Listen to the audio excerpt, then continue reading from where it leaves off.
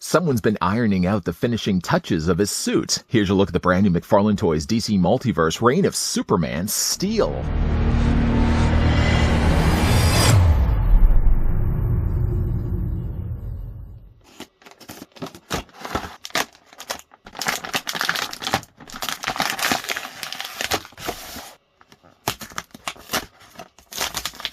During one fateful day at a construction site, Superman saved former engineer John Henry's life. Following Superman's deadly battle with Doomsday, Irons took up the mantle to protect Metropolis using his technical expertise.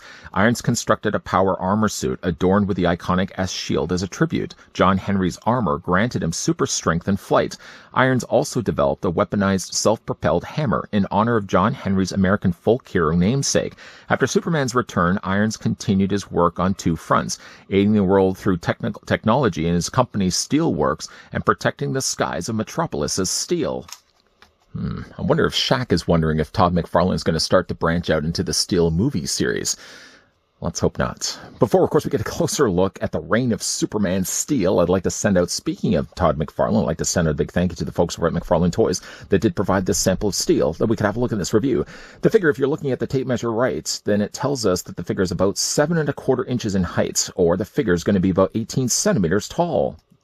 Now, I could have brought in any Supermans for comparison, but considering we did get a battle-damaged version of this Superman that got packed along with Doomsday, I figured that this would then be canon for the one that we're going to be getting for Superman, for at least the Reign of Superman line.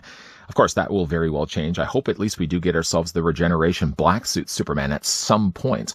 Now, speaking of Reign of Superman, we don't actually have ourselves an Eradicator yet. We have this Eradicator, but that's not the proper Eradicator, of course, to fit as part of the Reign of Superman line, but it's the closest one that we have. We also did get ourselves as well the Superboy, just not bringing him in for comparison's sake. And here's also as well, because I'm sure many people by now already have this guy. Here's what Steel looks like with the Nightfall Batman. The list of accessories for Steel are quite small. The figure only comes included with a trading card, display stand, and of course his trusty hammer. Going back a bit and looking at the actual card, the card itself at least does feature source material. The suit itself is pretty close to the one that we're actually getting here for the figure, although it's a little bit shinier, of course, of a finish. He's wielding, of course, the hammer as well. And down below it says Steel from the Reign of Superman. If we flip around, though, to the back, that's quite a meaty paragraph to read. Actually, it's several paragraphs. Don't worry, I already read this for you. But his real name does show that it's John Henry Irons. We're going to move this off to the side. The figure, of course, does also come included with the trading card and the display stand. The display stand is molded still in that black plastic we already know by now. The plastic itself, though, I will say, is a little bit lighter. I mean, obviously it does change from time to time. Sometimes we get a little darker of a stand. Sometimes we get lighter stands. This happens to fall into sort of more the lighter stands. It does have still the DC logo printed down below. Has only one peg that can plug into either one of Steel's boots. I will certainly say keep this pretty much on the handy, on the ready, because you're definitely going to be needing this. You'll see what I mean in a second. The figure also comes included, of course, with his trusty hammer. Couldn't help but notice the fact that taking this guy out of the tray, at least taking his hammer out of the tray, look how considerably warped it is. I'm going to have to probably submerge that in hot water, see if I can straighten out things just a little bit. No, your eyes aren't, by the way, playing tricks on you. Are there these little blue flecks all across the hammer? That makes also appearances across Steel's body, too. And I don't know, honestly, how I feel about the fact that they added these little blue flecks. I suppose it's there to, I'm guessing, first of all, it's intentional, that they didn't just mix the plastic the way that it did and it resulted in all these little blue flecks. It had to be there intentionally. I don't know, though, how I feel about it, especially when we look at the actual figure of Steel. It does only fit into one of his hands. The hammer itself goes to about the bicep of the figure. And of course, if you did want to put it into his hand, it's just a case of prying the plastic. You could also heat the plastic, too. Or you can also just take the hammer handle end and just sort of dowel its way into the handle and then just, of course, work its way all the way up to the top.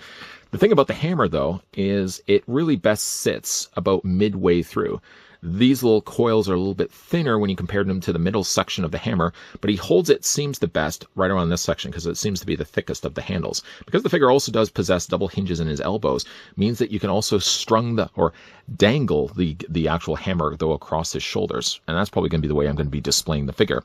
His other hand is literally just a dynamic hand, so you can't really do anything with that. Of course, I don't expect him necessarily to have two gripping hands, but, considering the fact that the figure only really has a trading card, not to startle anybody with that, and also comes included with only just a display stand, maybe a secondary gripping hand would have also come in handy. So if you wanted to have the figure actually wielding the hammer with both hands, he'd be able to do that. Unfortunately, as it is right now, he only just has the one hand. Going to move that to the side.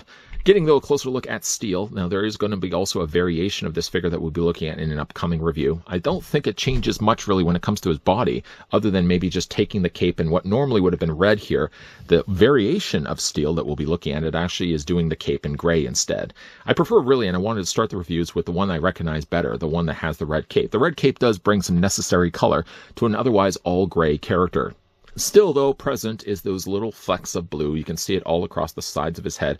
Makes appearances all across his shoulders, down the sides of his arms. Basically, the majority of his body, in one way, shape, or form, does have these little specks of blue.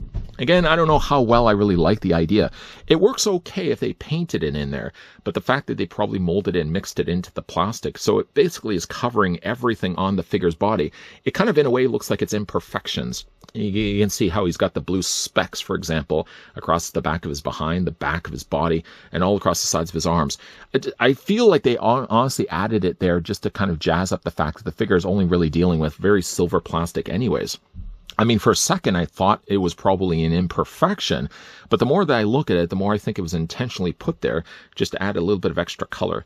I feel they probably could have pulled the same thing off by just simply painting the figure instead of relying on something that you're mixing into the plastic itself.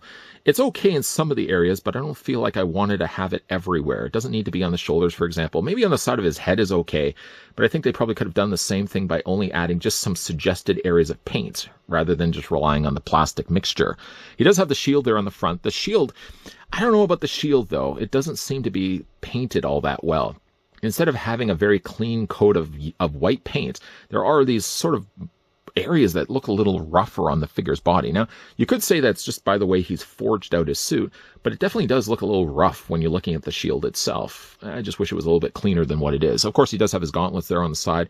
They get a little bit of frosting of additional white. He also has some white that's painted there across the front of his belt there as well, but like the most of the figure is really just relying on the mixture of the silver and this additional flecks of blue.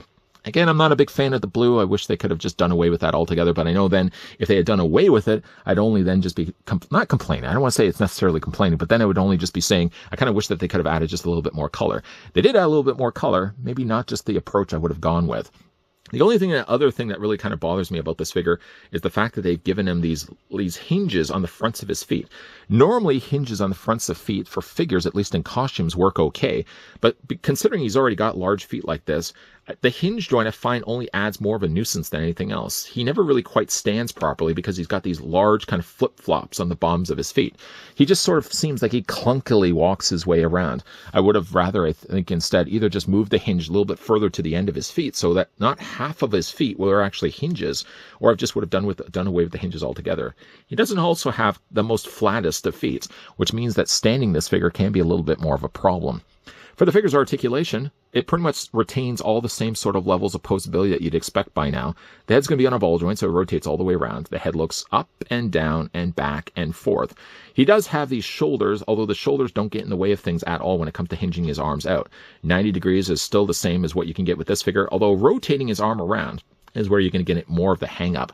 He has a swivel there on his bicep. He's very loose in the tops of his shoulders, but he has swivels in his biceps. He has hinges in his elbows, and the hands rotate all the way around. The top of the figure's body is on a ball joint, so you can rotate that also all the way around. And further from that, he also does have a ball joint at the base of the abdomen. Legs still, once again, do split out. I don't know if you can actually tell this as well, but the plastic is very smooth here on steel. You can take the legs and move them forward. You can move them back. Not much, though. Not much at all. He does have a double hinge on the knee. He has no articulation for the lower end of his feet. I thought this would maybe swivel back and forth, but not the case. And again, like he's got these really large feet. They hinge back and forth, although the tightness here of the joint, funny is so tight here, and yet, funny enough, is loose very here on the ends of his feet. So he sort of does have a little more of a standing issue when it comes to this guy getting the balance. So, of course, as I did say at the beginning of this review, have yourself on the ready, that display stand, because you're definitely going to need it. I do like steel. I don't know if I like some of the choices that they went with, though.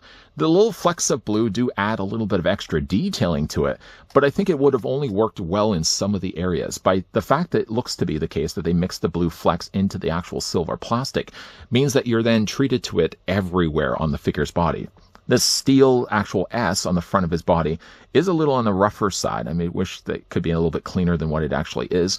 I guess for what he is, he's a good-looking steel, but he just has a few little problems going for him.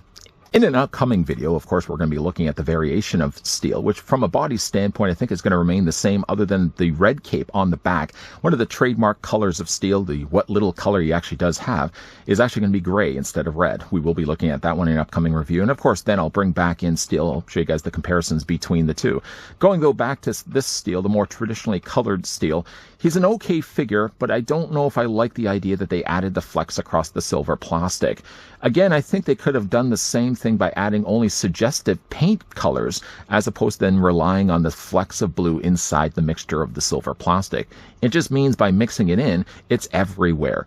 And after a while, I mean, it works okay in some of the bodies, like his arms and his legs, I think is more acceptable, at least for me. But when you get to like his gauntlets and his shoulder pads, there's just so much of that blue that's been added. I find it detracts a little bit about away from how good the figure could actually have been. The figure also only has just the hammer as one of his standalone accessories. To be fair, though, that's one of the only accessories really that the character has in the comics, but I think that they could also have included a secondary gripping hand so that he isn't always just really relying on the one hand to hold the hammer. He's, again, an okay steel. He just, I think, could have been a little bit better. What do you guys think of him? Let me know down below in the comment section. Have you guys had the chance to pick up the Reign of Superman steel? Or based on this review, what do you guys think of the figure? Big thank you once again to the folks over at McFarlane Toys that did provide the sample of the brand new Reign of Superman steel that we could have a look at this review. If you guys did enjoy this video, I want to throw it a like. If you guys are loving the content you guys are seeing and would like to stick around for more, if you haven't already done so, make sure you hit that subscribe button down below and you're turning on the bell notification. Wait, what? Yeah, so go ahead. You want to see more DC Multiverse reviews? Well, in the meantime, if you guys certainly didn't get your fix enough for DC Multiverse, popping up at the very end of this video as well will be a playlist of all the other things I've looked at from the DC Multiverse land. Definitely more, though, coming your way. As always, guys, thanks for watching. See you guys next time.